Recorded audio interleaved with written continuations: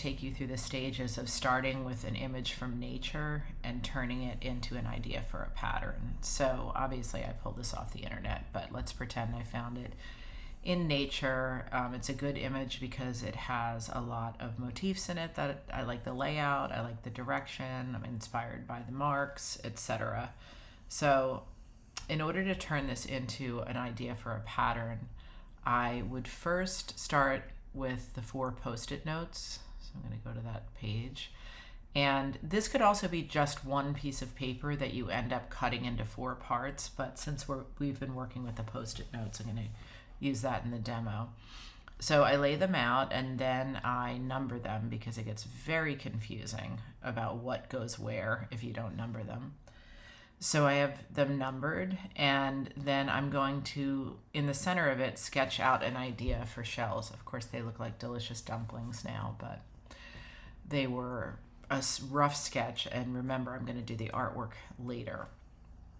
So I have this clustered in the middle. Nothing goes off the edge. You can still see the numbers pretty well. And then I'm going to take post-it note number 1 and move it over here. Post-it note number 3 and move it over here. So that's what this one is. And what that allows me to do is fill in the empty space with more shells. So post-it note number 5 shows me how I filled it in. So you see 1 is over here now, 3 is over here. After I filled that in, I'm going to move 4 above 2 and 3 above 1. So I have that same space to resolve. And it's going to look like this. So 4 is up here now, 3 is up here, and then I can fill in this area, which is post-it note number 7. I've drawn in more motifs, and I'm trying to keep a certain spacing and a certain multi-directional feeling, but I'm also doing it roughly so that we can move through the exercise to the actual drawing.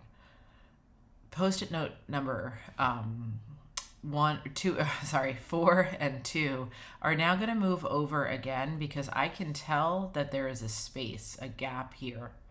So I'm going to move those over and it shows me that gap and I can just fill in the drawing there. I could also stop and just make these a little bit bigger if I feel like that's going to do the trick, but I decided to go ahead and draw them in. I may have not actually saved that image. We'll see what I did there. Yeah, there it is.